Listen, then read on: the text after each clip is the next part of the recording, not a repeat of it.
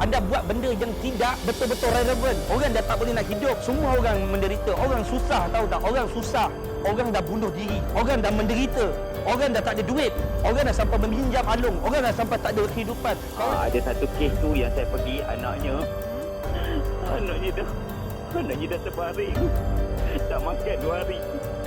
Kalau tengok ada yang tak makan, ada yang sakit, ada yang macam-macam kes. Untuklah Bendera Putih. Untuk apa nanti orang kasih bantuan. Makcik pun ikutlah. Makcik ingatkan orang kaya-kaya. Dia macam tak tahulah pula jiran-jiran.